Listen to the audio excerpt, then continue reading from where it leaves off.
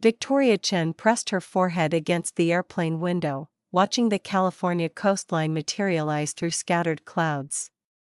Her reflection stared back, perfectly contoured makeup, hair blown out that morning at her favorite Manhattan salon, diamond studs catching the afternoon light. She looked exactly like what she'd spent 8 years becoming: successful, polished, untouchable. Her hands were shaking. She hid them in her lap, beneath the Hermes bag that had cost more than her father's monthly mortgage payment used to be. Before the bankruptcy. Before the funeral. Before she'd fled Crescent Bay like it was a sinking ship and she was the only one smart enough to grab a lifeboat. Ladies and gentlemen, we're beginning our descent into Crescent Bay Regional Airport. Victoria's stomach clenched. 8 years. 8 years of building a life that looked nothing like the one she'd left behind.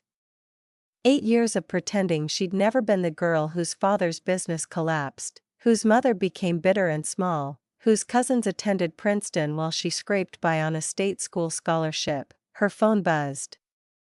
A text from her assistant Emily: Riverside Landing owner still won't negotiate. Boss says close it this week or Harrison gets the promotion. Victoria's jaw tightened. She'd close it. She always closed deals. That's what made her valuable at Sterling and Associates. What earned her the corner office view, the 6-figure salary, the respect of people who mattered, not like the people in Crescent Bay. The ones who'd watched her family fall apart with sympathetic smiles and casserole dishes. The ones who'd whispered about second mortgages and poor financial planning. The ones who'd made her feel like failure was contagious. She was coming back to prove them wrong. The plane touched down with a jolt that felt like an omen. 40 miles north, Marcus Rivera's alarm went off at 4 in the morning, same as it had for the past 15 years. He silenced it with calloused fingers and lay still for a moment, listening to the Pacific crash against the rocks below his cottage.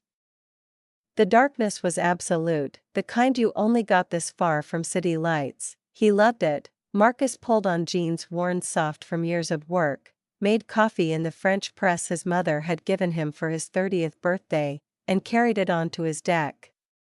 The ocean stretched out invisible before him, its presence more felt than seen. In an hour, the sun would break the horizon and paint everything gold. In an hour, his crew would arrive and they'd head out for the day's catch, but right now, this moment was his. He opened his book, Meditations by Marcus Aurelius, pages dog-eared and salt-stained, and read by the light of a single lamp. The object of life is not to be on the side of the majority, but to escape finding oneself in the ranks of the insane. His phone buzzed on the table. A text from Mei Chan, the woman who'd been like a second mother to him since his own had gotten sick. Victoria's coming home for my birthday. Thought you should know. Marcus set down his coffee cup with more force than necessary. Victoria Chen. He hadn't said her name out loud in years, but he'd thought it plenty. Usually when he was angry at himself for still caring, still remembering, still carrying the ghost of a 17-year-old boy's humiliation, he remembered prom night with the clarity of a photograph. How he'd borrowed his father's only suit, the one saved for weddings and funerals. How he'd picked flowers from his mother's garden, the purple iris Victoria had once said were her favorites. How he'd rowed his father's small fishing boat to the town dock where she stood waiting for Brad Henderson, wearing a blue dress that made his breath catch. Victoria Chen, he'd said, his voice cracking with teenage earnestness, you're the smartest, funniest girl in this town, and you deserve better than Brad Henderson's BMW. Go to prom with me instead, she'd laughed. Not cruelly, Victoria had never been cruel back then, but dismissively. Like he was a puppy that had done a cute trick. Marcus, you're sweet. But I already said yes. Brad's BMW had pulled up then, bass thumping. And she'd climbed in without looking back. Marcus had rowed back across the bay alone, the iris wilting in the bottom of the boat. He'd loved her anyway. Through high school, through college classes he'd taken at night while working the boats during the day, through building his business from nothing into something his younger self wouldn't have believed possible. He'd loved her right up until the moment she left town and never looked back. Marcus closed his book and went to wake his crew. Some ghosts were better left undisturbed. 3 days later, Victoria stood in front of her mother's mirror, adjusting the collar of her cream Armani suit. Behind her, Linda Chen moved through the cramped bedroom that used to be Victoria's. Now converted into a craft room with barely enough space for the fold-out couch they'd set up. "You're going to be late to your own grandmother's birthday dinner," Linda said, her tone sharp with decades of disappointment. "I had a conference call that ran over." Victoria checked her Cartier watch, a gift to herself when she'd made senior associate. It was important, more important than family. Victoria bit back her first response, her second, her third. "Finally, I'm here, aren't I? I came back, for 3 days." Linda's reflection appeared behind Victoria's in the mirror, her face tight with the bitterness that had settled into her bones after Victoria's father died. 3 days in 8 years. "Your grandmother is turning 80, Victoria. She might not have many more birthdays." Guilt twisted in Victoria's stomach, but she pushed it down with the same practiced efficiency she used to dismiss difficult emotions during negotiations. "I have a career, Mom. Responsibilities. I can't just drop everything whenever your family needs you." Linda's laugh was brittle. "No, of course not. You're too important now. Too successful. Too good for Crescent Bay." Victoria grabbed her bag, the expensive one, the one that announced her worth to anyone who knew designer labels, and headed for the door. "I'll see you at the restaurant, Victoria." Her mother's voice stopped her. "Jennifer's husband just made partner at his practice. They bought a house in Pacific Heights. She's pregnant with their second child." There it was. The comparison. The reminder that no matter what Victoria achieved, it was never quite enough. Never quite the right kind of success. "I'm happy for Jennifer," Victoria lied. "Are you happy for yourself?" Victoria left without answering because she didn't have an answer. Or maybe because she did, and it wasn't the one her mother wanted to hear. Bella Vista sat on a cliff overlooking the bay, its floor-to-ceiling windows offering a view that had graced 1,000 Instagram posts. Victoria's heels clicked across the hardwood as the hostess led her to the private room where the Chin family had gathered. She was 20 minutes late. She'd done it on purpose. Better to make an entrance than to sit making small talk while people asked uncomfortable questions about her life. Grandmother May sat at the head of the table, her white hair perfectly set, her eyes sharp as ever despite her 80 years. She'd been a force of nature Victoria's entire life, running the local library, serving on every community board, knowing everyone's business and most of their secrets. Those sharp eyes tracked Victoria's arrival with an expression Victoria couldn't quite read. "Sorry I'm late, Grandma." Victoria leaned down to kiss May's papery cheek, catching the scent of her signature Chanel No. 5. "Happy birthday. You came. That's what matters." May's hand caught Victoria's, surprisingly strong. "Though you might have called to say you'd be late." Victoria straightened, scanning the table. Her mother, lips pressed into a thin line. Uncle Tom and Aunt Sandra, successful dentists who'd paid for their daughter Jennifer's private school education. Jennifer herself, glowing with pregnancy and self-satisfaction, her doctor husband David beside her with his hand possessively on her knee. Cousin Michael and his wife, the ones who'd started a tech company that sold for millions. Every single one of them was doing better than fine. Every single one of them knew it, and every single one of them was watching Victoria with the kind of interest people reserve for a show they expect to be entertaining. "Victoria." Jennifer's voice dripped with practiced sweetness. "You look amazing. All that city stress must keep you thin." Is that a new suit? It is. Victoria took her seat, projecting confidence she didn't quite feel. Picked it up at the Armani showroom last week. How lovely. Jennifer's smile didn't reach her eyes. And you're still at Sterling and Associates? Such a demanding firm. I don't know how you manage it all. The subtext was clear. I don't know how you manage it all alone. Without a husband. Without children. Without the life markers that actually matter, I manage just fine. Victoria pulled out her phone, a calculated move. Important people had important things to handle. Even at family dinners. Actually, I'm closing a major deal this week. Riverside Landing, it's a waterfront property we're transforming into luxury condos. 40 units starting at $2 million each, that old fishing area? Uncle Tom leaned forward, interested despite himself. The one by the docks, the very one. Prime real estate, completely underutilized. We're bringing real value to that waterfront. What about the people who work there? May's voice cut through Victoria's pitch like a knife. Victoria waved a dismissive hand. They'll adapt. That's how progress works, Grandma. Evolve or die. The words hung in the air for a beat too long. Then the door opened and Marcus Rivera walked in. Victoria didn't recognize him at first. It had been 8 years, and the boy she remembered had been lean and eager, with hope in his eyes and dreams bigger than Crescent Bay could contain. This man was different. Broader through the shoulders, his face weathered by sun and wind, his hands scarred from work she couldn't imagine doing.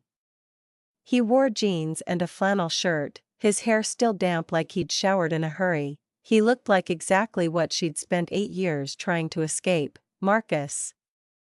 May's face lit up in a way it hadn't for Victoria. Come sit by me. Sorry I'm late, May. His voice was deeper than Victoria remembered. Rough around the edges. Boat engine died and I stayed to help the crew fix it. Of course you did. May patted the chair beside her with obvious affection. Jennifer's stage whisper carried perfectly across the table. Oh Victoria, you remember Marcus Rivera? He still fishes. She loaded the word with pity, with barely concealed disdain. He could have gone to college on that scholarship, but you know. Some people are just content with simple lives. Victoria barely glanced up from her phone, where she was typing notes about the Riverside Landing deal. That's nice. Some people aren't built for ambition, I suppose. She felt rather than saw Marcus stiffen, but she didn't look at him. She couldn't afford to care about the feelings of people who'd chosen to stay small. Linda jumped in with maternal pride. Victoria just closed a deal on her Manhattan office. Corner view of Central Park. How impressive, Aunt Sandra cooed.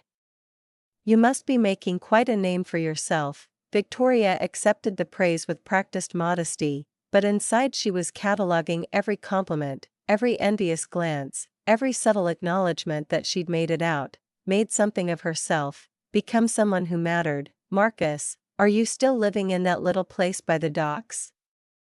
Linda's tone dripped with false sympathy. How quaint, it suits me. Marcus's response was quiet. Measured, Jennifer leaned forward, her hand on her pregnant belly. Don't you ever want more? A real career? Benefits? Security? I have a career.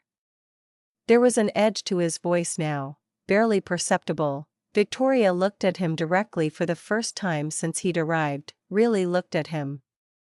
His jaw was tight, his eyes guarded. Something about his stillness reminded her of the ocean before a storm, deceptively calm on the surface. She turned back to the table with a smirk playing at her lips. Fishing is nostalgic, sure. But in the real world, you need to evolve. Adapt or die, right? She launched into her pitch, the one she'd perfected for clients. Actually, my firm just acquired Riverside Landing, that area where the fishing boats dock. We're transforming it into luxury condos. 40 units starting at $2 million each.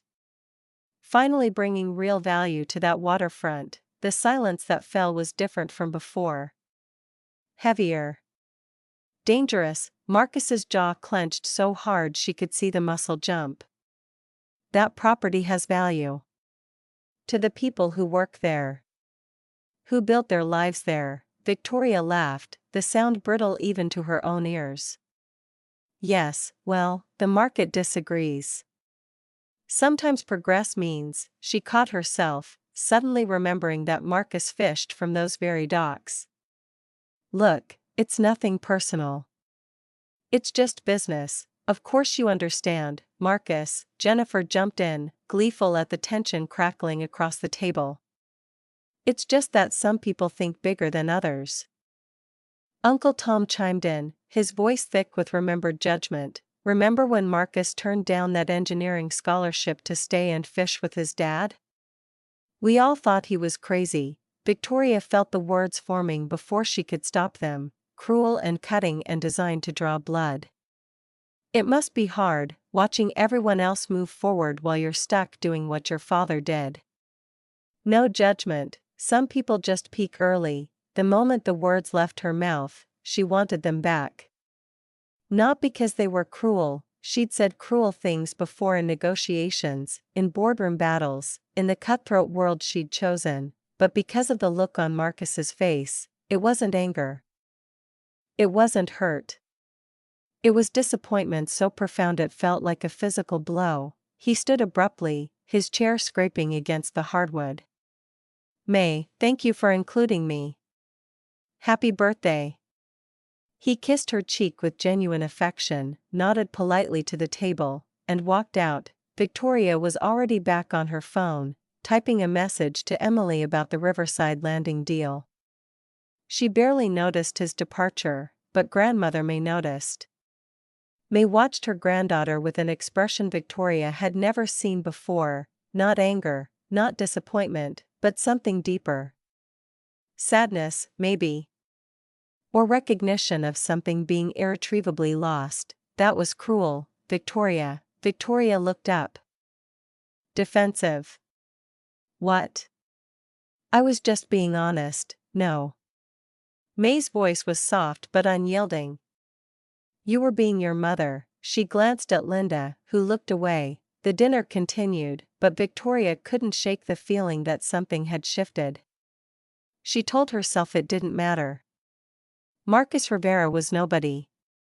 A fisherman who'd thrown away his potential to stay in a town that was dying, doing work that belonged to a different century. She had conference calls to take, deals to close, a promotion to earn. She didn't have time to care about people who'd chosen to stay small. But later that night, lying on the uncomfortable fold-out couch in her mother's craft room, Victoria stared at the ceiling and couldn't stop thinking about the look on Marcus's face.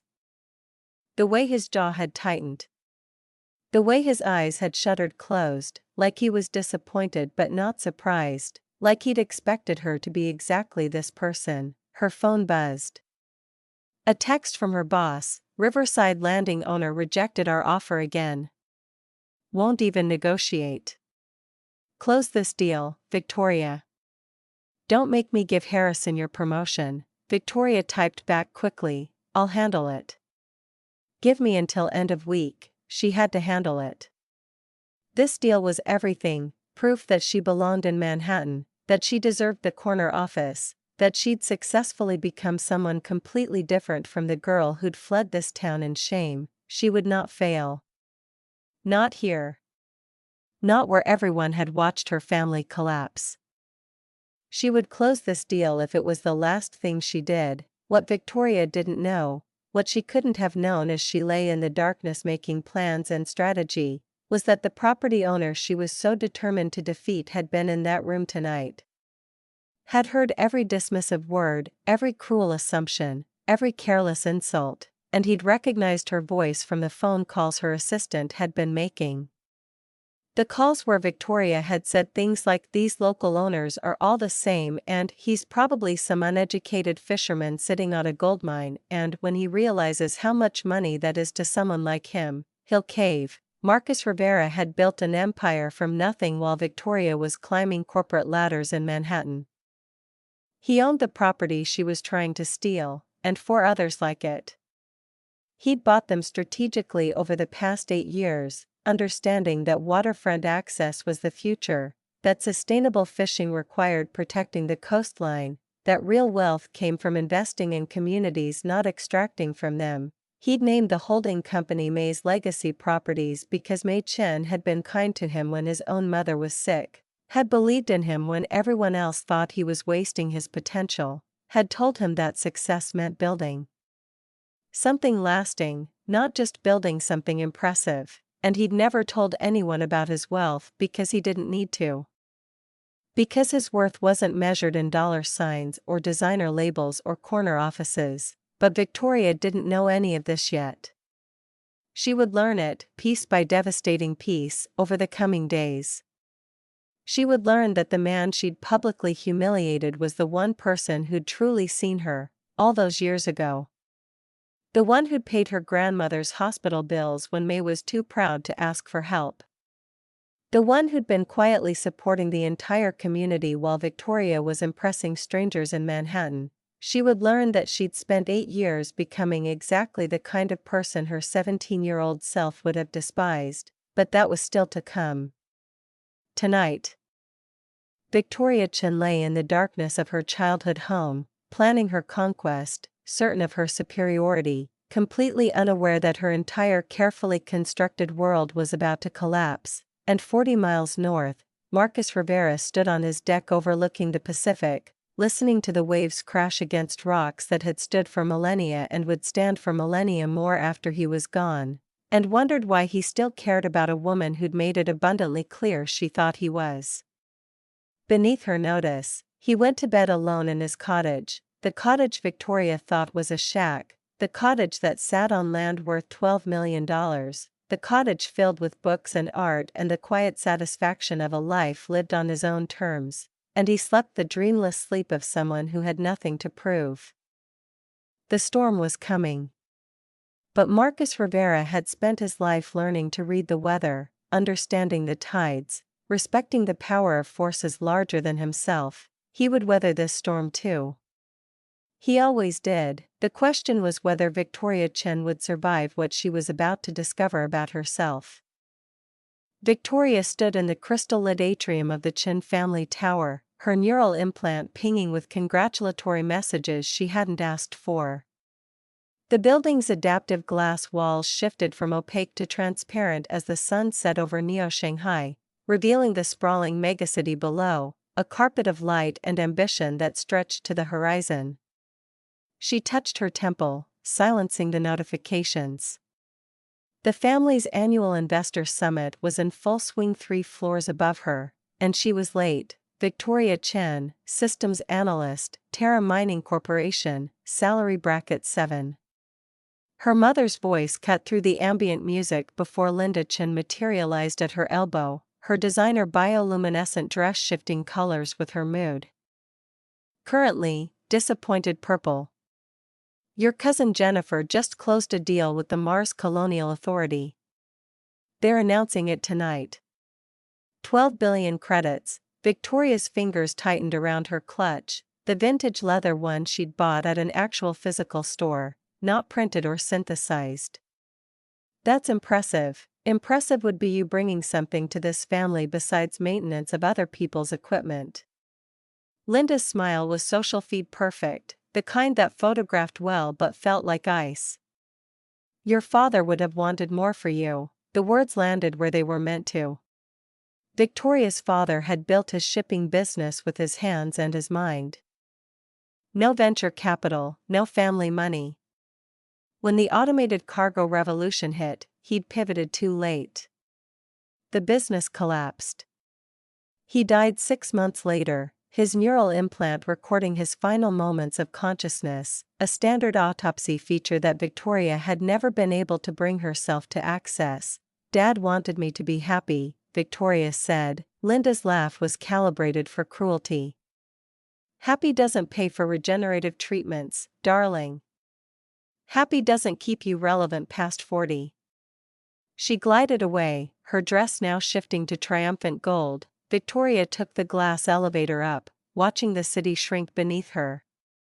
Her heads-up display flickered with social metrics, her family status score dropping in real time as she remained absent from the main event.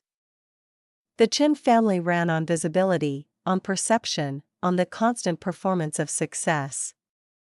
At 32, Victoria was failing the show. The summit occupied the building's crown, a circular space where holographic displays mixed with physical architecture, where the city's elite mingled with their augmented reality avatars, conducting business in multiple realities simultaneously. Victoria's cousin Jennifer stood at the center of a crowd, her platinum hair catching the light, her smile broadcast to her 2 million followers in real time. Victoria.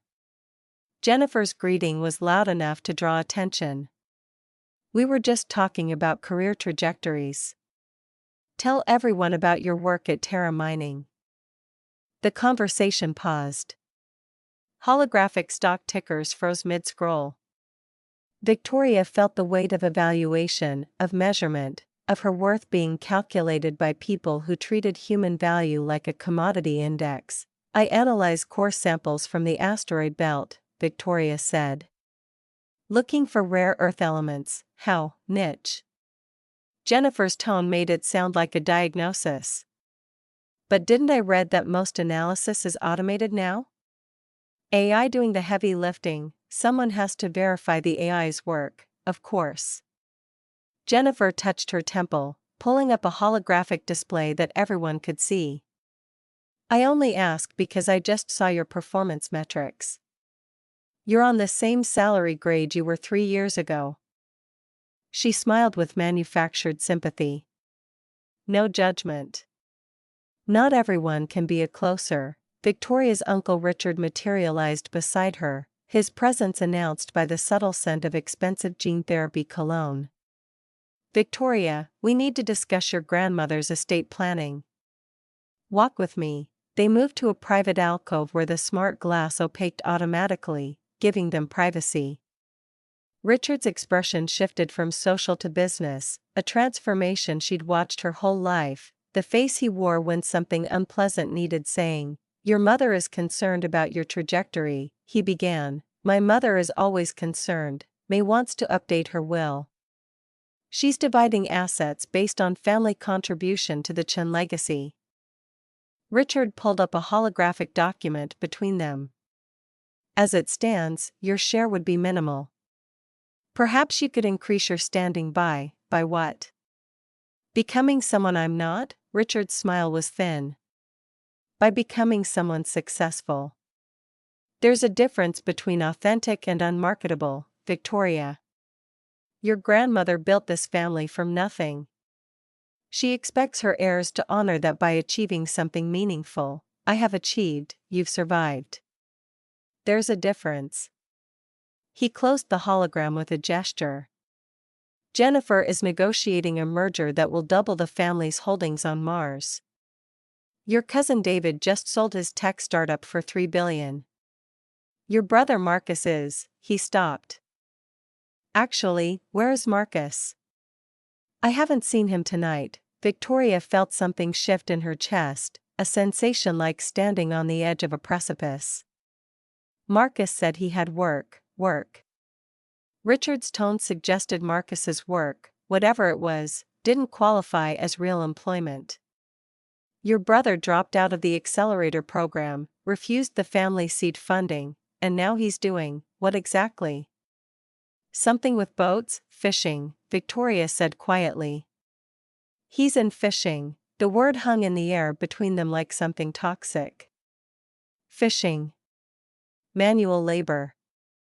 Physical work in an age where respectable people manipulated data, not nets. The kind of career their grandfather might have done. Back before the Chen family clawed their way into the technological elite, Jesus. Richard actually looked pained. Your grandmother is going to be devastated when she finds out, she already knows, and she's allowing this, she can't stop him. He's 35, Richard shook his head, a gesture of profound disappointment. The family meeting tomorrow. Estate planning and portfolio review. Make sure you're there. And Victoria? Bring something to contribute. A promotion, a deal, a viable life plan. Anything that suggests you're not going to drain family resources for the next 40 years. He left her standing there, the smart glass clearing to reveal the party beyond. Victoria watched her family network. Watched them trade information and opportunity like currency. Watched them perform success with the desperation of people who knew their value was entirely external. Her neural implant pinged. A message from Marcus. How's the dystopian wealth measuring contest? She touched her temple, activating a private channel. I'm standing in a room where my net worth just got broadcast to 50 people. How do you think it's going? Did you tell them about the side project? No, Vic, you've been working on that asteroid tracking algorithm for 2 years. The one that's already been flagged by 3 major corps for acquisition. You're sitting on something worth millions and you're letting them treat you like you're worthless. It's not ready, it's ready. You're scared. Victoria ended the call, her heart hammering. Marcus didn't understand. He'd walked away from everything, from the family expectations, from the carefully constructed ladder of achievement, from the constant performance of value. He'd chosen fishing, of all things, and somehow seemed happier than anyone Victoria knew. But happiness didn't pay for regenerative treatments. Happiness didn't secure your spot in the family hierarchy. Jennifer found her again, this time with an audience. Victoria, settle a debate for us. Is it true your brother is working on a fishing boat? Like, actually hauling nets and gutting fish? The question was engineered for maximum impact. Around them, conversations paused.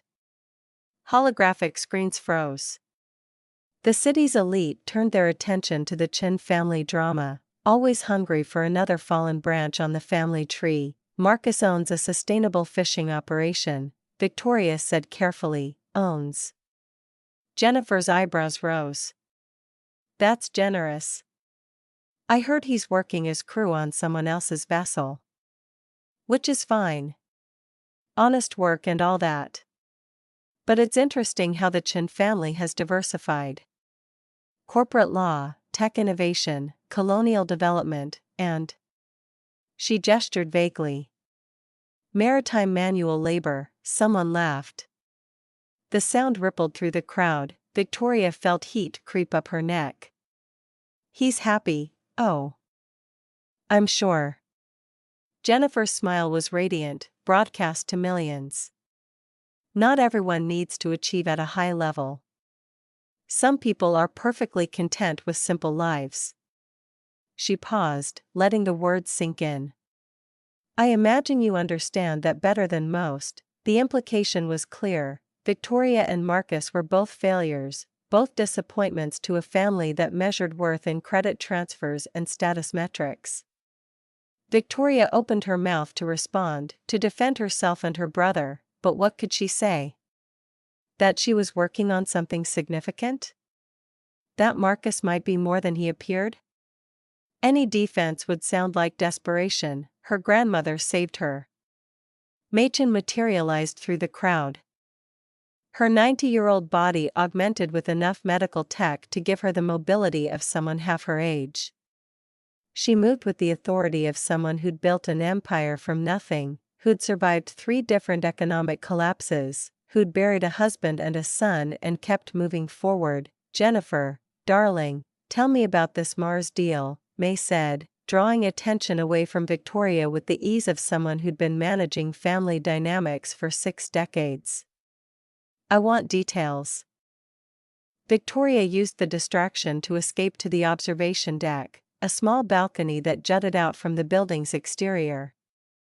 The night air was filtered and temperature controlled, the view enhanced by her neural display to sharpen colors and eliminate the smog that still plagued the lower city levels.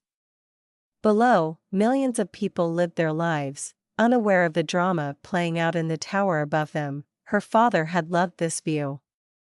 Before the business failed, before the stress and shame killed him, he used to bring her up here and point out the shipping routes, the cargo lanes, the invisible infrastructure that kept the city alive. All that matters, he'd said once, is whether you're building something real. Something that helps people.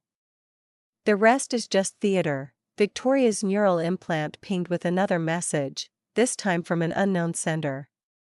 Her security protocols flagged it, but curiosity made her open it anyway.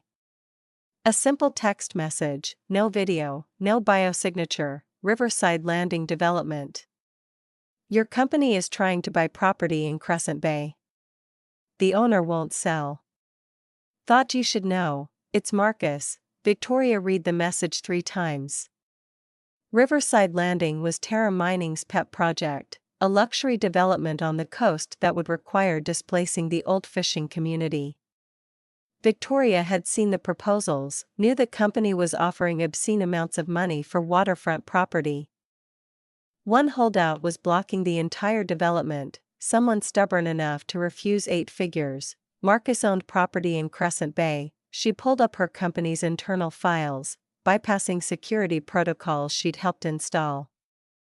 The property database loaded, Riverside Landing, current owner listed as Rivera Holdings LLC. She dug deeper, peeling back corporate layers, following the ownership trail through shell companies and trusts until she found the name at the center, Marcus Chen. Not Marcus Chen, failed dropout working on a fishing boat. Marcus Chen, owner of Rivera Holdings, which owns 17 properties along the Crescent Bay waterfront. Marcus Chen, who'd been refusing Terra Mining's offers for 3 years while Victoria's colleagues called him an uneducated local sitting on a gold mine. Victoria had been in meetings where they discussed strategy for dealing with the holdout. She'd heard the proposals to use eminent domain, to pressure local government, to make life difficult enough that he'd sell. She'd stayed quiet, thinking it was just business, just the way things worked in a world where progress mattered more than sentiment. She'd never known she was trying to displace her own brother. Her hands shook as she closed the files. How long had Marcus known? Had he recognized her voice on the corporate calls? Had he sat there, listening to his sister advocate for destroying his livelihood, and said nothing? You look like you've seen a ghost. The voice behind her was male. Unfamiliar, touched with an accent she couldn't place. Victoria turned. The man was her age, maybe slightly older, wearing clothes that were expensive but understated, real fabric, hand-tailored, none of the bioluminescent tech that marked most of the people inside. His neural implant was minimal, just the basic cranial interface, nothing like the elaborate display ports that the truly wealthy sported, just processing some information, Victoria said, must be significant information. Your heart rate spiked, your skin temperature increased by 0.3 degrees, and your pupils dilated. All visible to anyone with basic bioscanners. He smiled. Which, at an event like this, is everyone. Are you always this invasive with strangers? Only the interesting ones. He extended his hand, an old-fashioned gesture. Alexei Volkov. I'm here representing the Lunar Trade Consortium. Victoria shook his hand, noting the calluses, unusual for someone in his position. Victoria Chen. I'm here because I'm family and attendance is mandatory. Ah, the honest one. Rare at these gatherings. Alexei leaned against the railing, looking out at the city. I've been watching you all evening. You're the only person here who seems genuinely uncomfortable with the performance. Is that what you do? Watch people. I analyze social systems. Human behavior patterns. It's useful in trade negotiations. He glanced at her. You're also the only Chen family member who hasn't tried to pitch me on an investment opportunity. I don't have anything worth pitching. Now that, Alexei said, I don't believe, something in his tone made Victoria look at him more carefully. His biosignature was clean, no major augmentation, no performance-enhancing modifications, nothing that suggested he'd bought his success through expensive procedures. Either he was naturally gifted or he'd achieved his position through actual merit. Why are you really out here? Victoria asked. Same reason as you. The theater inside was becoming exhausting. Alexei pulled up a holographic display between them. A three-dimensional model of trade routes between Earth and the Moon. Your cousin Jennifer's Mars deal is impressive, but it's going to collapse within 2 years. The colonial authority is overextended, and the infrastructure isn't ready for that level of commercial development. Everyone inside knows it, but they're all pretending otherwise because acknowledging reality would be bad for their personal brands. You just met me and you're sharing insider analysis? I'm testing a theory. Alexei closed the display. I think you're smarter than you let people believe. I think you're hiding something significant because you've learned that visibility is dangerous in your family. And I think whatever information you just discovered has changed your understanding of something fundamental. Victoria felt exposed, analyzed, understood in a way that was both unsettling and oddly attractive. That's a lot of assumptions, it's pattern recognition. You want to know what else I've observed? Alexei turned to face her fully. Your brother Marcus doesn't work on a fishing boat. He owns Rivera Holdings, which controls 17% of the Crescent Bay waterfront and has been systematically blocking corporate development to protect the local fishing community. He's also been quietly buying up biofabrication patents related to sustainable protein synthesis. In 5 years, when wild-caught fish becomes a luxury commodity, your brother is going to be wealthier than your entire family combined. Victoria's heart hammered. How do you know that? Because I tried to buy him out 6 months ago. He turned down 1.2 billion credits without even negotiating. Said he wasn't interested in money that came from displacing communities. Alexei smiled. Your brother is either a fool or a genius. I haven't decided which. Why are you telling me this? Because you're about to make a choice. Go back inside and play the game your family expects, perform success, compete for position, measure your worth in credit transfers and status metrics. Or walk away and figure out what actually matters to you. He pulled up another hologram, this time showing Victoria's asteroid tracking algorithm, the project she'd been working on in secret for 2 years. This is elegant work, by the way. The predictive modeling is particularly sophisticated. You could sell it for 50 million, minimum. Victoria stared at her own work, displayed in the air between them. How did you access that? I didn't. Your brother sent it to me last week.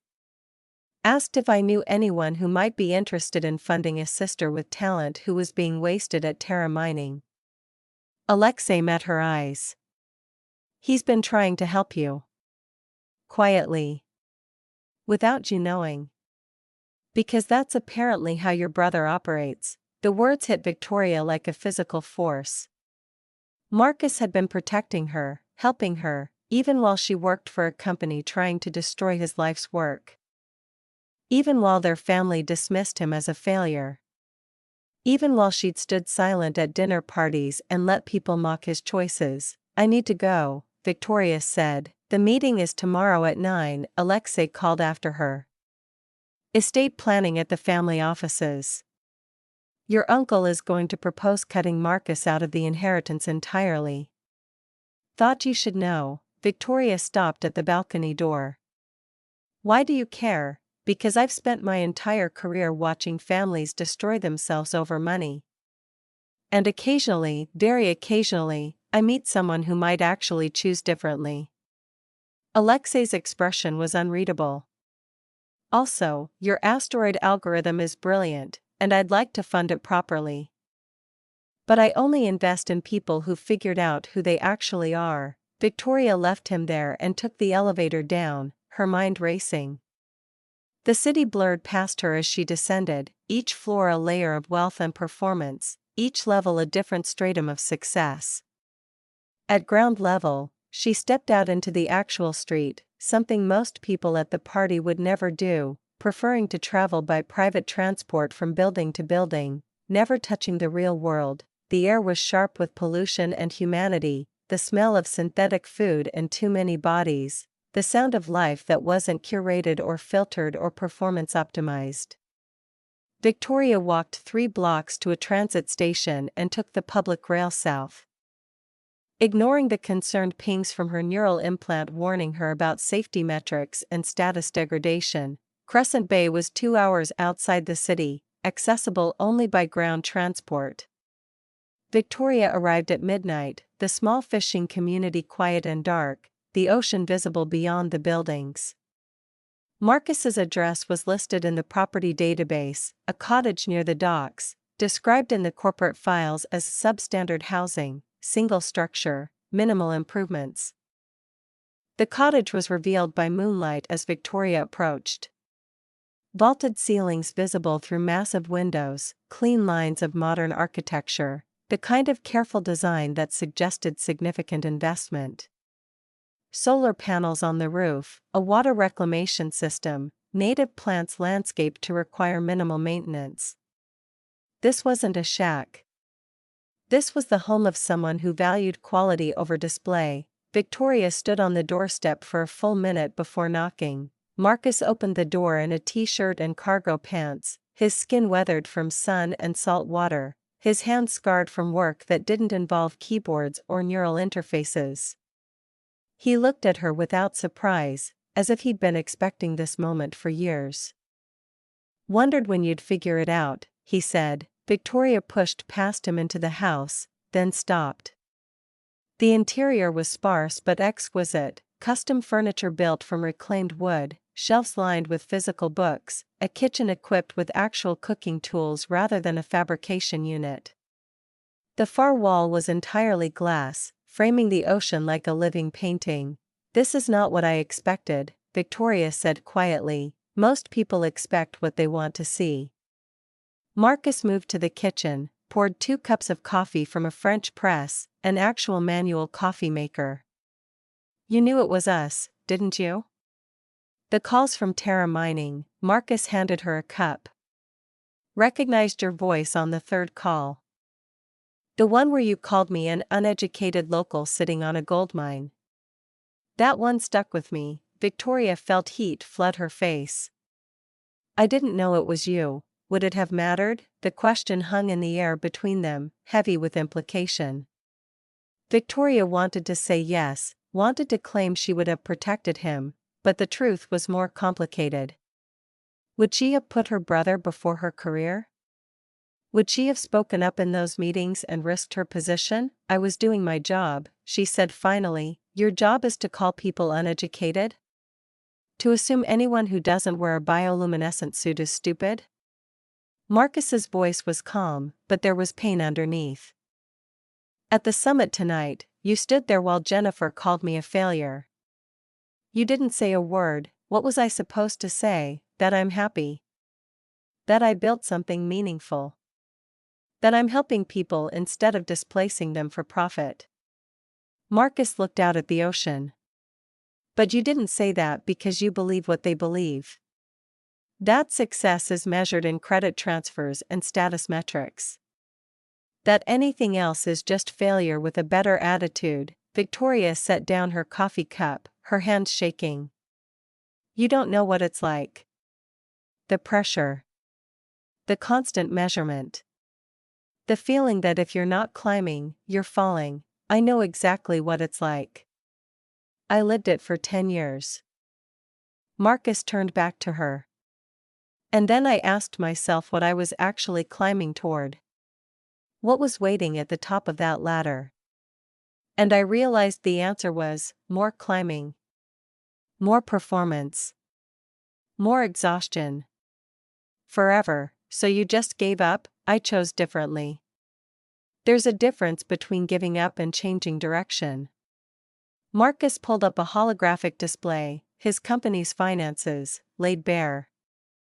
Revenue streams from sustainable fishing, patent licensing, community investment returns. The numbers were staggering. I make more in a quarter than you make in 3 years. But I don't broadcast it. I don't perform it. I don't need strangers to validate my worth with their follower counts and investment offers. Victoria stared at the numbers, her worldview cracking.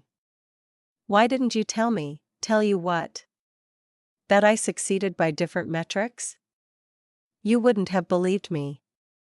You would have found a way to dismiss it because acknowledging my success would mean questioning your own choices. Marcus closed the display. The old Victoria, the one who wanted to study asteroid composition and help humanity expand beyond Earth, she would have understood. But you killed her. Traded her in for someone who could survive at family summits. The words hit Victoria like a physical blow. That's not fair. What's not fair is coming back here after 4 years and treating people like problems to be solved. What's not fair is working for a company trying to destroy a community that's been here for generations. Marcus's control cracked slightly. What's not fair is being in love with someone who became everything you used to hate. The words dropped into the space between them like a bomb. Victoria's mind went blank. What? Marcus turned away, his shoulders tense. Forget it, you love me? Loved. Past tense. I loved the person you were before you decided that person wasn't valuable enough. His laugh was bitter. Half the accelerator program knew. You were the only one who didn't notice. Too busy networking and optimizing your personal brand to see the guy who'd sit with you in the lab at 3 a.m. when you couldn't figure out your compositional analysis models. Memories flooded back, Marcus bringing her coffee during 70-hour work weeks, Marcus explaining quantum mechanics in ways that actually made sense, Marcus at her father's funeral standing at the back because the family hadn't invited him properly. Marcus watching her leave for the corporate accelerator program with an expression she'd been too focused on her own ambitions to decode. I didn't know, Victoria whispered, of course you didn't. You were too busy choosing the career over the person.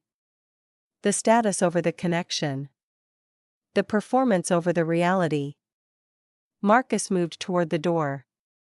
The meeting tomorrow. Estate planning. Uncle Richard is going to propose cutting me out of the inheritance entirely. Grandmother May is going to offer you my share if you support the motion. Victoria felt cold. She wouldn't do that, she's measuring family contribution.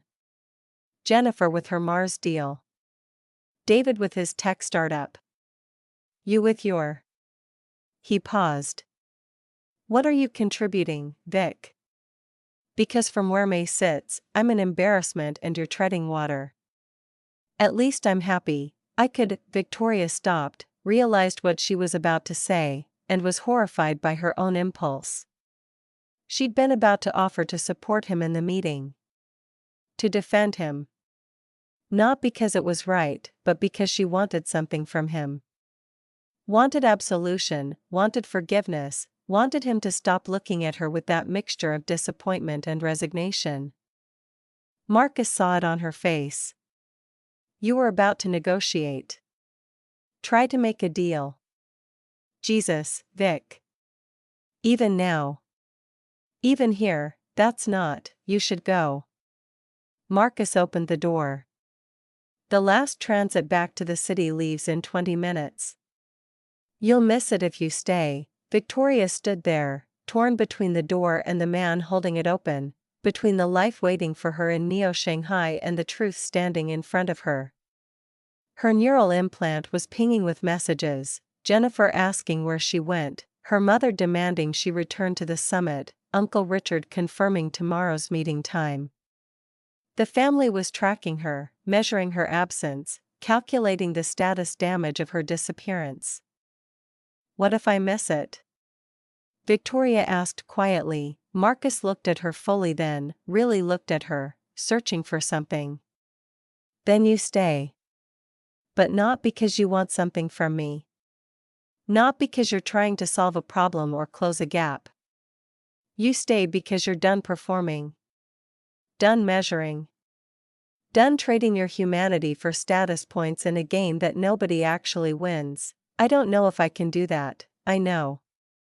Marcus's expression softened slightly. That's why you should go. Victoria walked to the door, stopped at the threshold. The transit station was visible in the distance, the lights of the last train approaching. She could make it if she ran. Could be back in the city by 3 a.m. At the family meeting by 9, could salvage her position and secure her inheritance and continue the performance for another decade. Behind her, Marcus was already turning away, already writing her off. Tell me the truth, Victoria said. If I walk out this door, is it over? Us. The possibility of us. Marcus didn't turn around. Vic, there is no us. There's the person I loved and the person you became. And I'm not interested in trying to resurrect ghosts. Victoria stepped over the threshold. The night air was cold and salt-sharp. The transit station was 3 blocks away. She could hear the train's electromagnetic engines humming as it approached. She closed the door behind her and walked toward the station. Each step feeling like shedding skin, each meter a calculation of what she was choosing and what she was abandoning. Her neural implant pinged with the train's arrival. 90 seconds to boarding. Victoria stopped walking. She stood there in the dark, halfway between Marcus's cottage and the transit station, equidistant from 2 different futures. Her hands were shaking. Her heart was racing. Every metric in her neural display was screaming at her to make a rational choice, to optimize, to calculate the decision with the best long-term outcomes. Instead, Victoria thought about her father. About the way he'd looked at the stars and talked about building something real. About how he'd died believing he'd failed. Never knowing that his daughter had learned all the wrong lessons from his collapse, she turned around and walked back to the cottage. Knocked on the door. Marcus opened it, surprise and hope and caution all warring on his face. I missed the train, Victoria said. I can drive you. I missed it on purpose. Victoria's voice was shaking. I don't know how to do this. Don't know how to be the person who chooses reality over performance. Don't know if I can face my family tomorrow and tell them I'm done playing their game. But I know I can't get on another train and pretend I didn't see what's actually valuable. Marcus studied her face, searching for sincerity. This isn't a negotiation. I can't be the consolation prize when you realize your career isn't enough. I know. I can't be the backup plan when the family hierarchy doesn't work out. I know. And I can't. Marcus stopped, something shifting in his expression. What are you actually saying? Victoria took a breath, feeling like she was standing on a precipice, about to jump into empty air with no guarantee of landing safely. I'm saying teach me. Show me what real value looks like. Help me figure out who I actually am under all the performance and optimization and desperate measuring. That could take a while. I have time. I just permanently damaged my status metrics by missing a family summit and ignoring 17 urgent messages. Might as well commit to the crash, Marcus almost smiled. Your mother is going to lose her mind. My mother lost her mind years ago. I'd just been too busy performing to notice. They stood there in the doorway, the ocean audible in the distance, the night wrapping around them like possibility. Marcus didn't invite her in. Didn't make it easy. Didn't let her off the hook with a romantic gesture that would allow her to skip past the hard work of actually changing. Tomorrow morning, Marcus said finally. 4 a.m. The boat leaves at 4:30. If you're not there, I'll know you changed your mind. What happens if I am there? Then you work. You learn what it feels like to build something with your hands. You get cold and wet and exhausted. And maybe, Eventually, you figure out who you are when nobody's measuring. Victoria nodded, not trusting herself to speak. Marcus closed the door gently, leaving her standing in the dark. Victoria walked back through the quiet streets of Crescent Bay until she found a small inn, an actual physical hotel, not a corporate sleep pod, run by an elderly woman who looked at her expensive clothes and neural implant with friendly curiosity but no judgment. The room was simple, clean, smelling of salt and wood polish. No smart glass, no adaptive systems, no constant measurement and optimization. Victoria lay in the dark, listening to the ocean and feeling more terrified than she'd been in years. In 9 hours, her family would gather for estate planning. Uncle Richard would propose cutting Marcus out. Grandmother May would offer Victoria his share.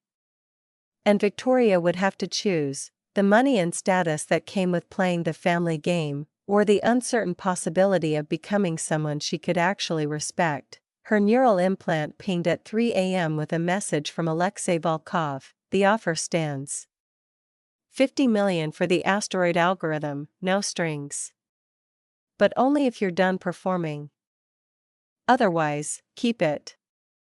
The world doesn't need another brilliant person who's too scared to matter. Victoria read the message 3 times before setting an alarm for 3:45. Then she lay in the dark, feeling like a different person, someone she didn't quite recognize yet but might eventually learn to know. Victoria's alarm chirped at 3:45, the sound cutting through the unfamiliar darkness of the small room. Her neural implant had been pinging all night with messages she'd ignored, 17 from her mother, 9 from Uncle Richard, 3 from Jennifer that were probably screenshots of her plummeting social metrics. She silenced them all and dressed in the only casual clothes she'd brought, yoga pants and a thermal shirt meant for the gym. Not actual physical labor, the streets of Crescent Bay were silent except for the ocean, a constant rhythm that seemed to reset something in Victoria's chest with each wave. The docks smelled of salt and fish and diesel fuel, since her neural filters would normally neutralize, but she'd disabled the setting. She wanted to feel this, all of it, the reality of a world that existed outside performance metrics and status calculations. Marcus's boat was lit from within, the crew already moving through pre-departure routines. Victoria stood at the edge of the dock, watching them work with the efficiency of people who'd done this 1,000 times. For a moment she considered turning back. Returning to the inn, catching the morning transit to the city. Showing up at the family meeting with an excuse, a story, a performance that would let her slide back into her assigned role. Then Marcus appeared on deck, saw her, and something shifted in his expression, surprise giving way to something that might have been hope. "You came," he said. "I said I would." People say a lot of things at midnight that they don't mean at dawn. Marcus gestured to the boat. "Come aboard. Tony will show you what to do." The next 3 hours were the most physically demanding of Victoria's life. Tony, the weathered crew member who'd looked at her with skepticism the night before, handed her waterproof overalls that smelled like fish and rubber. "Put these on. Your fancy workout clothes won't last 5 minutes out here." Victoria changed in the tiny head, struggling with clasps designed for people with calloused hands and actual upper body strength. When she emerged, the crew was already casting off, the boat's engines rumbling to life beneath her feet. "Ever been on a working vessel before?" Tony asked. "I took a yacht tour once in the Mediterranean." Tony's laugh was sharp. "This ain't a yacht tour, princess. You're going to haul nets, sort catch, and try not to fall overboard." "Can you swim?" "Yes." "Good. Because if you go over, we're not stopping the boat. Maritime safety regulations, you get a beacon and a prayer. And we circle back when we can." Victoria felt her stomach drop as they cleared the harbor and hit open water. The boat pitched and rolled, her neural implants motion stabilization fighting against actual nausea. She gripped the railing, trying not to show how terrified she was. Marcus appeared beside her.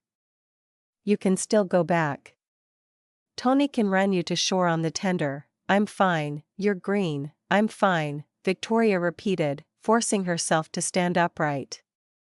What do you need me to do? What followed was education through exhaustion. Victoria learned that commercial fishing wasn't romantic or picturesque, it was brutal, repetitive, physically crushing work.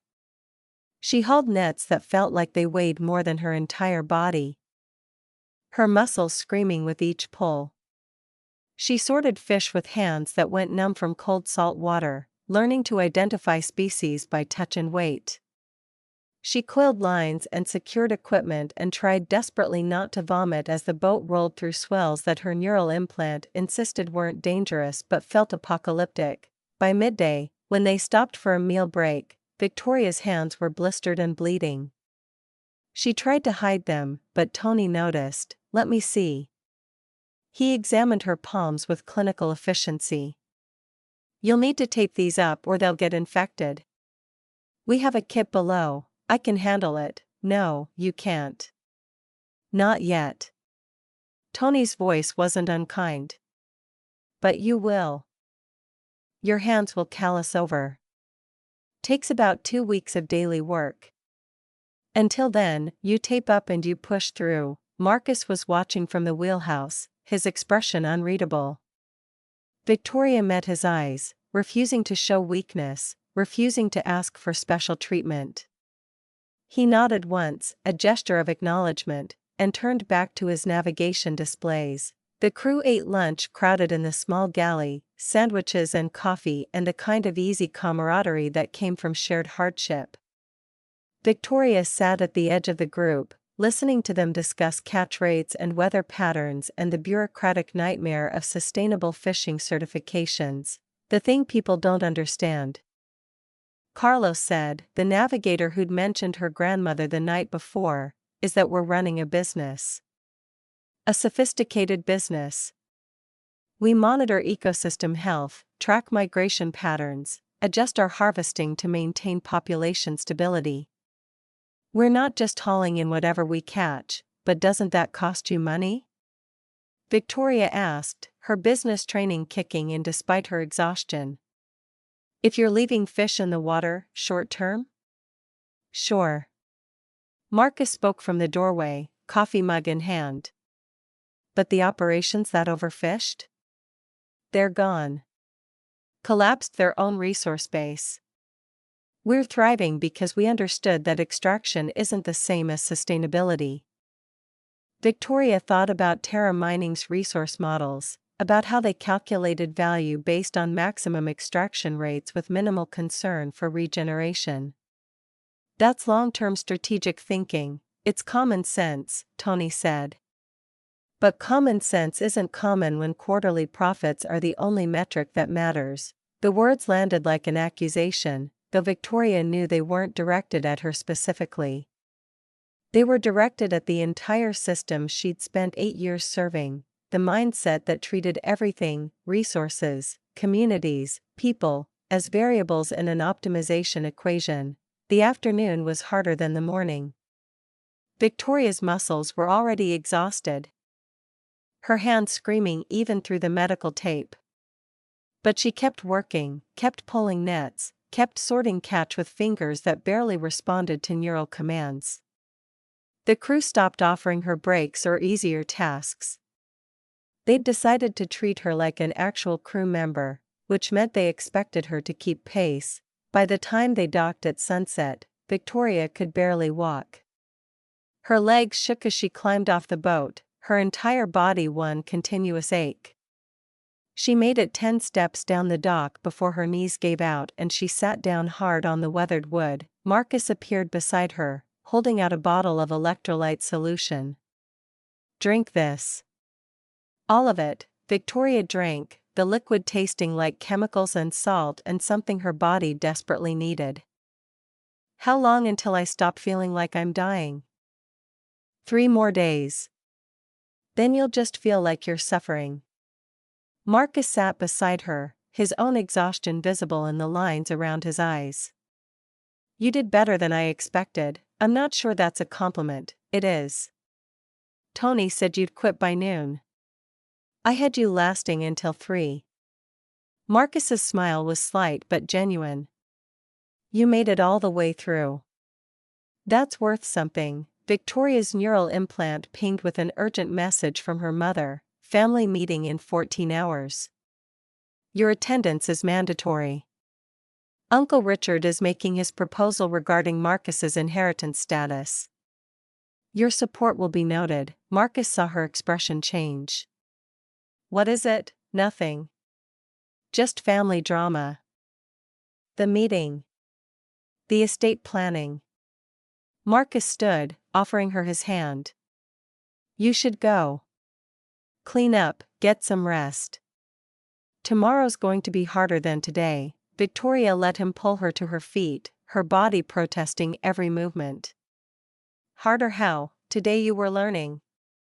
Tomorrow you'll be expected to perform. Marcus gestured to the boat, where the crew was already securing equipment and preparing for the next day's departure. They treated you gently today. Tomorrow you're just another crew member who needs to pull their weight. Victoria walked back to the inn in the dark, every step an exercise in determination. Her neural implant continued pinging with messages, her mother's increasing desperation. Uncle Richard's cold reminders about family obligations, even a message from her old boss at Terra Mining asking if she'd reconsidered her abrupt departure. She ignored them all and collapsed into bed, still wearing her salt-stained clothes, too exhausted to shower, too physically destroyed to care about the social metrics dropping with each hour she remained silent and unavailable. The pattern repeated for 3 weeks. Victoria showed up at 4 a.m. every morning, worked until her body gave out, learned to distinguish between 30 different species of fish by touch alone, mastered the art of securing nets in heavy swells, developed calluses thick enough that she stopped needing medical tape. The crew's skepticism gradually transformed into something like respect, not because she was good at the work, but because she kept showing up despite being obviously, painfully terrible at it for the first week. You know what I don't understand, Tony said one morning as they sorted catch, is why you're doing this. You don't need the money. Marcus said you were some kind of corporate analyst making serious credits. I was, Victoria said, tossing an undersized halibut back into the ocean. And I was miserable. Miserable pays better than happy most days, that's the problem. Victoria straightened, her back protesting. I spent 8 years optimizing my career and my income and my status metrics. And I never asked if any of it actually mattered. Tony studied her with eyes that had seen decades of tides and seasons. Most people never ask that question. They're too scared of the answer. I'm terrified of the answer, but you're asking anyway. That takes guts. Tony moved to the next section of net. You're all right, Chen. You'll never be a real fisherman, you're too soft and you think too much, but you're all right. Victoria found herself laughing, genuine and surprised. That might be the nicest thing anyone said to me in years. The mornings became Victoria's education in what real value looked like. Carlos taught her navigation using both traditional methods and modern predictive algorithms, explaining how understanding currents and weather patterns required both data and intuition. Tony showed her how to maintain equipment, how to spot mechanical problems before they became catastrophes, how to read the ocean's mood.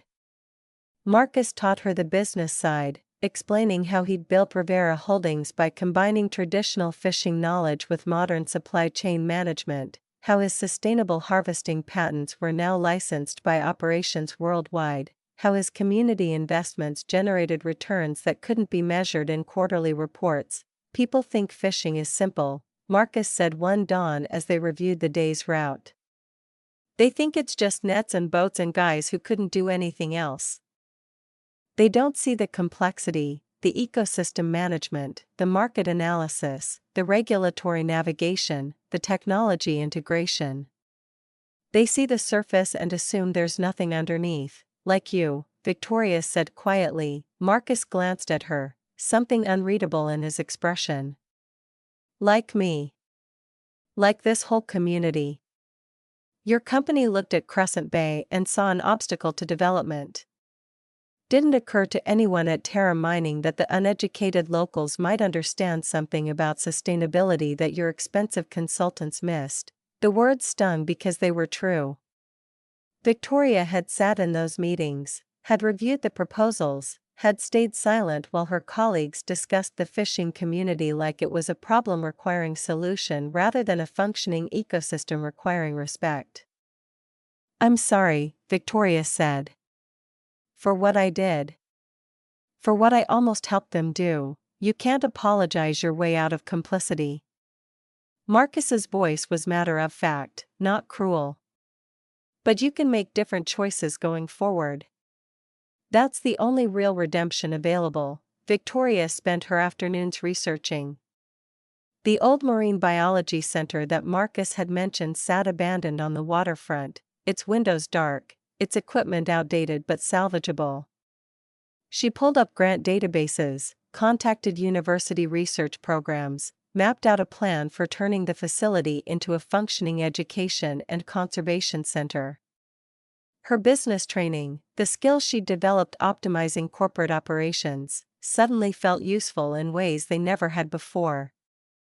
She was drafting a grant proposal when her mother called, not through text but through actual voice communication, a sign that Linda Chen was genuinely upset. "Victoria, what exactly are you doing?" Linda's voice was tight with controlled anger. "You've been gone for 3 weeks.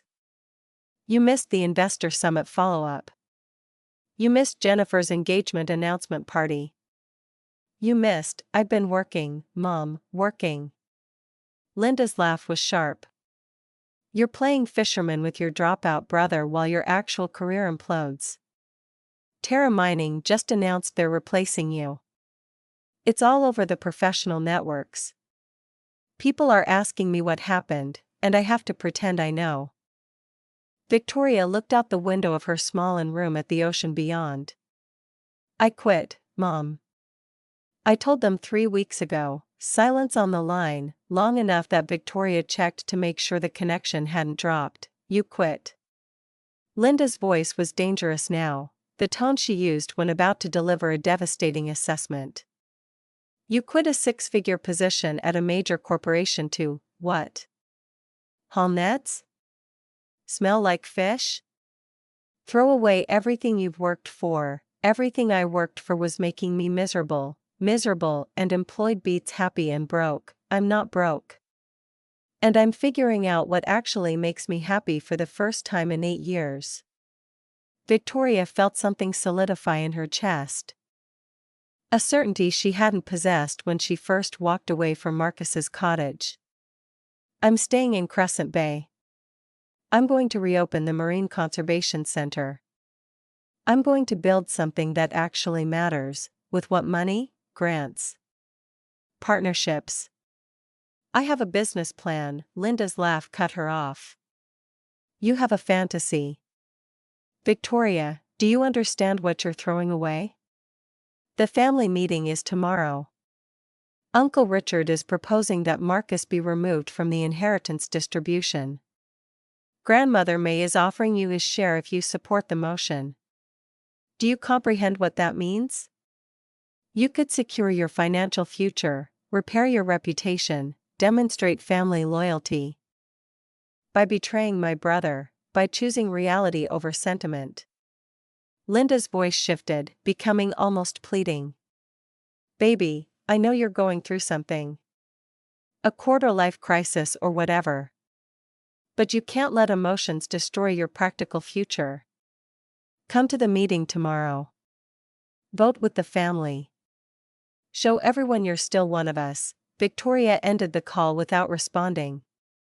Her hands were shaking, not from fear but from anger, at her mother, at the family, at herself for taking so long to see the trap she'd been living in. That evening, she found Marcus at his cottage, working through supply chain logistics on a holographic display that made Terra Mining's systems look primitive.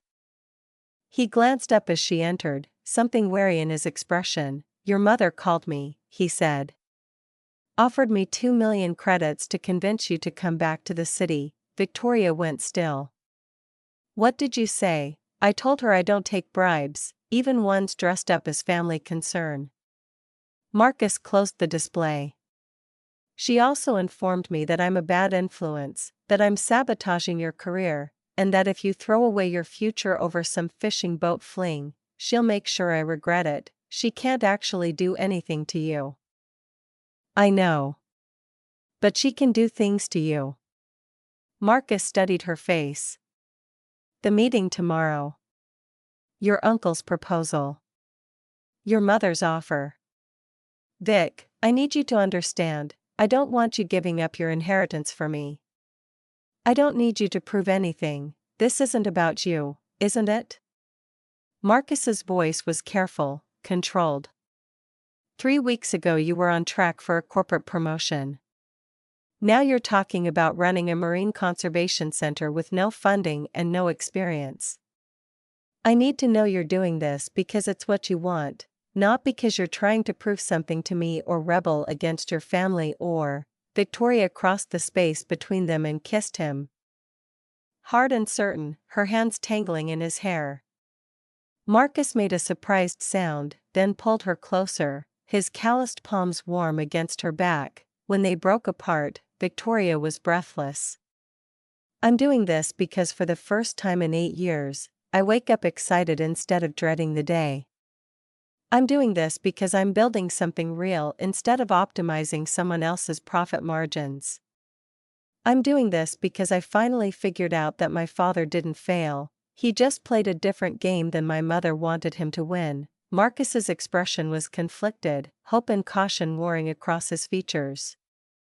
If you do this, if you choose this life, there's no going back. Your family will cut you off.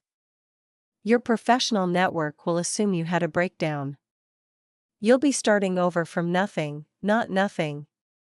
Victoria met his eyes. I'll have skills, knowledge, and a plan. That's more than most people start with. You'll have me, Marcus said quietly. If you want that, Victoria felt something unlock in her chest, a tension she'd been carrying for so long she'd forgotten it was there. I want that. I want you. I want this life. I want to figure out who I actually am when I'm not performing for an audience. Marcus kissed her again, slower this time, deeper, his hands moving to her waist. Stay tonight, I have to prepare for tomorrow's meeting. No. Marcus's voice was firm. You have to make a choice. You can spend tonight preparing arguments and strategies and performances for people who will never value you. Or you can spend tonight here, with me, being present in the life you're choosing. Victoria looked at him, really looked at him, at the person who'd seen her at her worst and still believed she could be better. What happens if I stay? We make dinner together. We talk about the Marine Center plans. We watch the sunset. We go to bed early because we have a 4 a.m. departure. Marcus smiled slightly. And maybe, if you're lucky, I'll let you win at cards. You cheat at cards. I prefer to think of it as strategic gameplay.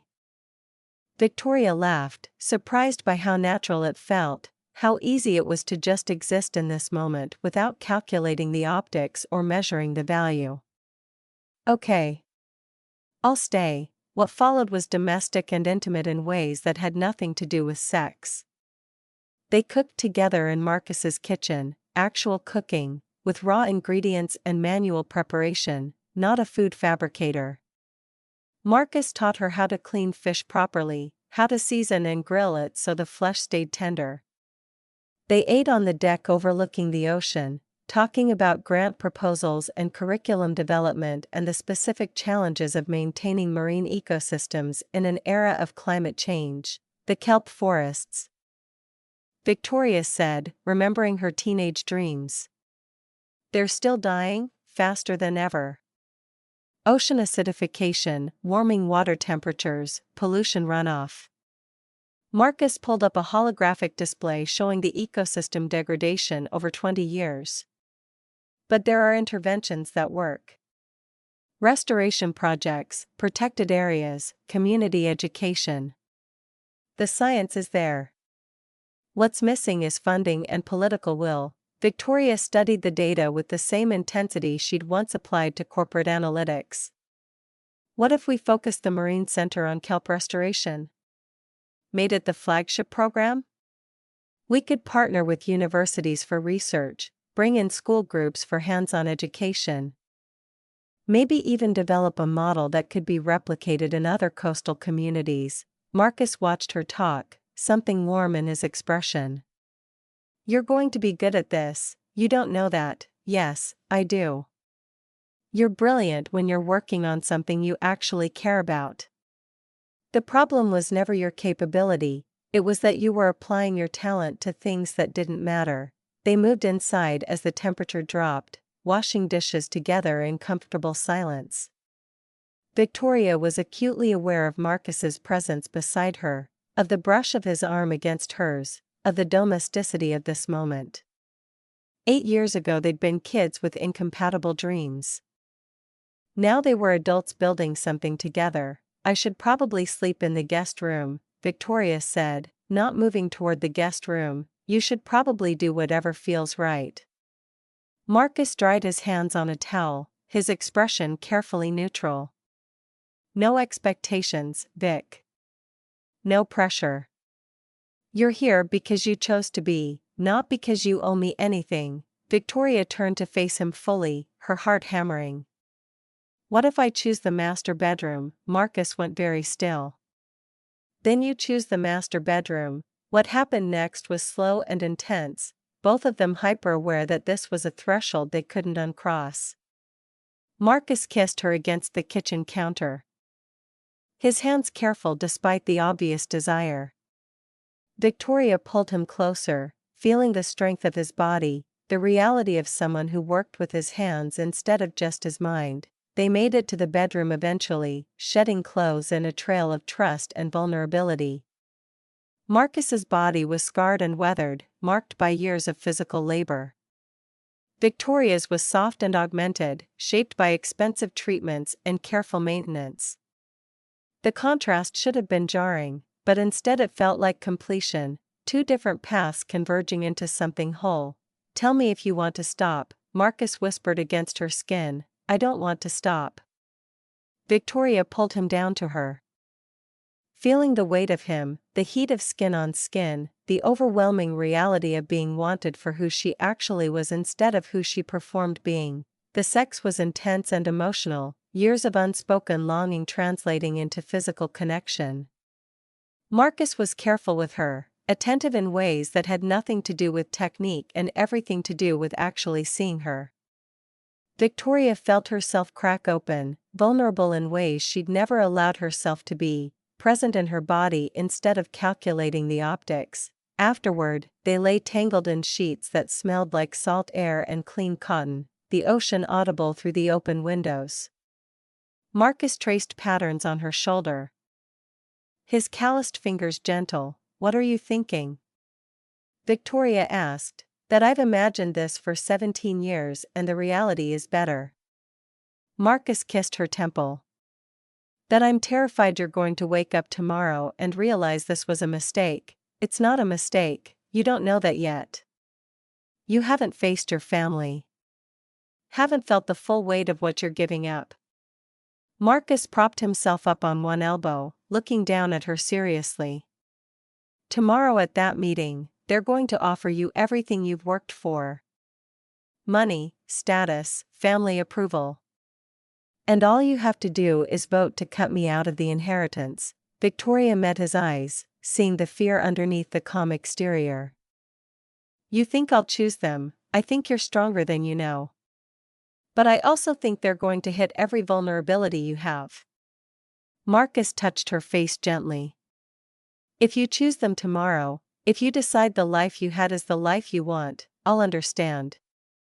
I won't like it, but I'll understand. Victoria caught his hand, pressing it against her cheek. I'm not choosing them. I'm choosing me. And part of choosing me is choosing this, you, us, the life we could build together. They made love again, slower this time, both of them trying to memorize the moment, to anchor themselves against whatever was coming. Victoria fell asleep in Marcus's arms, feeling more certain and more terrified than she'd ever been. The alarm woke them at 3:45. Marcus was already moving, his body trained to respond to the early hour. Victoria forced herself out of bed, every muscle protesting, and dressed in the work clothes that had become familiar: overalls, thermal layers, waterproof boots. They didn't talk much on the way to the docks, both of them aware that in 5 hours, Victoria would be standing in front of her family making a choice that would define the rest of her life. "Whatever happens today," Marcus said as they reached the boat, "you showed up for 3 weeks.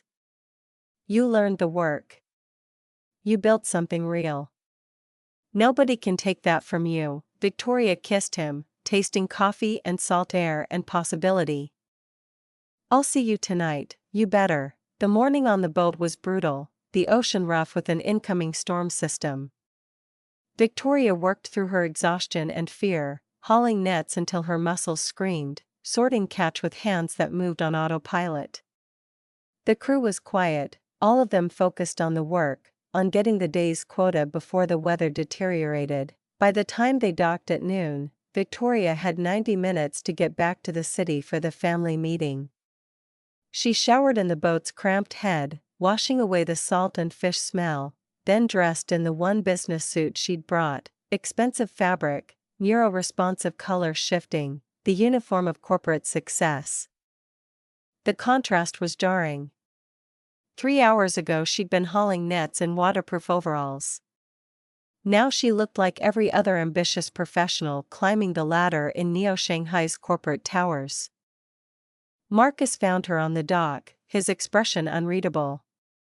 "You look like you're about to negotiate a hostile takeover." "Maybe I am." Victoria adjusted her neural implant settings, bringing her communication systems back online. The flood of messages was overwhelming: her mother's instructions, Uncle Richard's meeting agenda, Jennifer's smug commentary about Victoria's breakdown that had apparently been the subject of extensive family discussion. "They're going to try to break you," Marcus said quietly. "They're going to make you feel small and foolish and naive for choosing this life. Don't let them." Victoria kissed him one more time, trying to anchor herself in the reality of what she'd chosen. "I love you. I should have said it last night, but I'm saying it now. I love you." Marcus's expression cracked, showing the vulnerability underneath. "I love you too. Have for 17 years. Probably will for 17 more, probably, definitely." Marcus smiled, sad and hopeful. "Now go. And Vic? Come back." Victoria took the high-speed transit into the city, watching Crescent Bay disappear behind her, trying not to feel like she was leaving home. The city rose ahead, towers of glass and metal and ambition, millions of people performing success in carefully curated displays. She'd spent 8 years fighting to climb higher in this landscape. Now she was walking away from it voluntarily. And the fear was almost overwhelming. The Chin family tower looked exactly as it had 3 weeks ago: imposing, expensive, designed to make visitors feel insignificant. Victoria rode the elevator to the executive level, her neural implant pinging with location confirmations and security clearances. The conference room was already full when she arrived, her family arranged around a massive holographic table displaying the Chen estate's assets in real time. Uncle Richard sat at the head, his expression professionally neutral. Linda Chen occupied the seat to his right, her bioluminescent dress currently displaying disappointed blue. Jennifer was there with her fiancé, both of them radiating the smug satisfaction of people whose lives were going according to plan. Grandmother May sat slightly apart, her ancient eyes sharp and assessing. The seat between Linda and an empty chair, Marcus's designated place, remained open. "For Victoria, you're late," Linda said as Victoria entered. "And you smell like fish." "I came from work." Jennifer's laugh was bright and cruel. "Work? That's generous. I heard you've been playing crew member on Marcus's little fishing boat. How rustic. Victoria sat without responding, her neural implant automatically syncing with the conference room systems. The estate display materialized in front of her, billions of credits in property, investments, and corporate holdings, all divided among family members according to contribution metrics that Uncle Richard's algorithms calculated in real time. "Now that we're all here," Richard began, his tone suggesting Victoria's lateness was a personal affront, "we can address the primary agenda item. Marcus Chen's status within the family inheritance structure." "Marcus isn't here," Victoria said. "Marcus was invited. He chose not to attend." Richard pulled up a holographic document.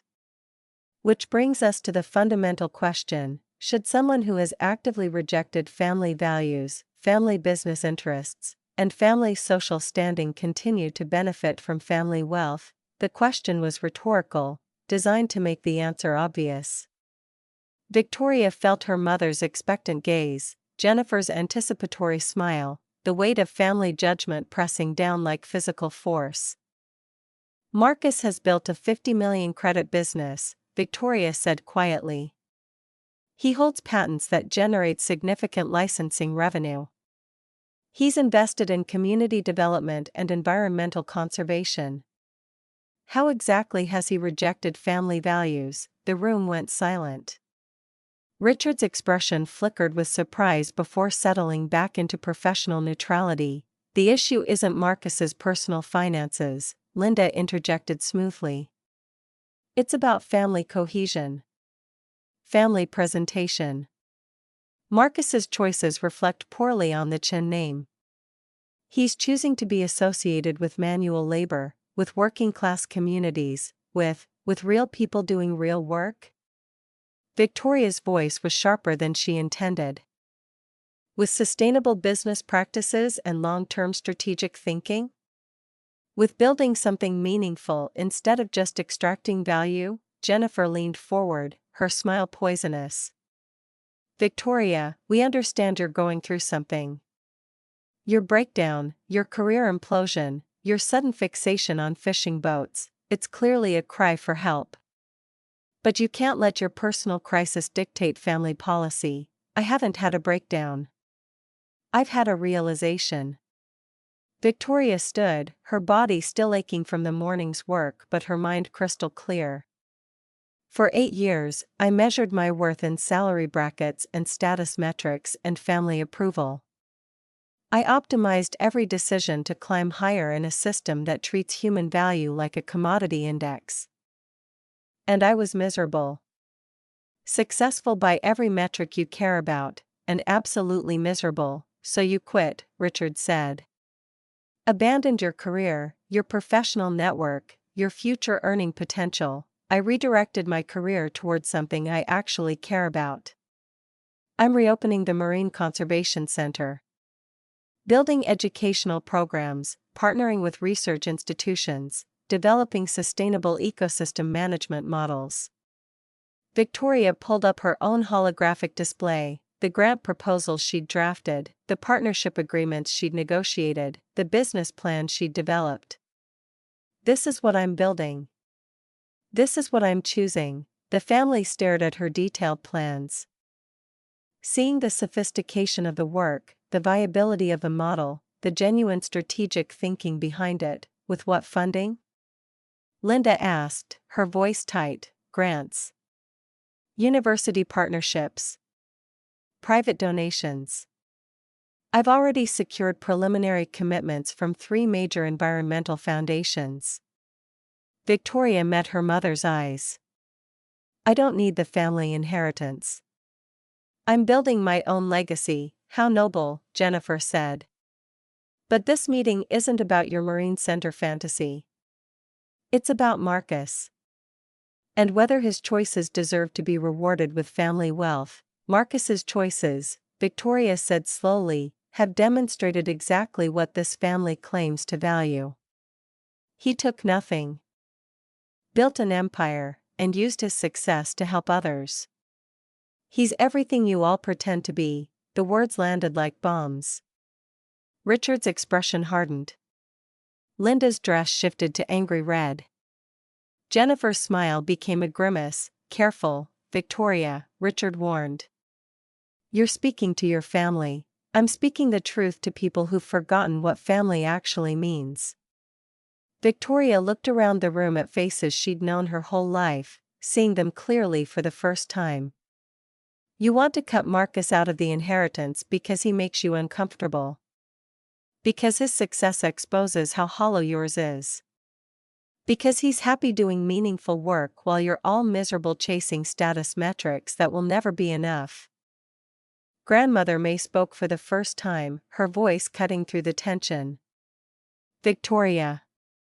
Sit down. Victoria sat, her heart hammering, suddenly aware of how completely she'd just burned her bridges. May stood slowly, her augmented body moving with careful precision. I built this family from nothing. Started with a shipping container and a dream and turned it into an empire. I did it so my children and grandchildren would have opportunities one never had. So they could choose what mattered to them instead of just surviving. She looked around the room at each family member. Instead, I created a prison. A competition. A performance where everyone measures their worth against everyone else and nobody's ever satisfied. She pulled up a new holographic display, the true estate distribution, visible to everyone. This is the inheritance structure as it currently stands. Jennifer receiving 40% for her Mars development deals. David getting 25% for his tech exit. Victoria receiving 10% for maintaining employment and family standing. Marcus receiving nothing because he chose differently. May closed the display with a gesture.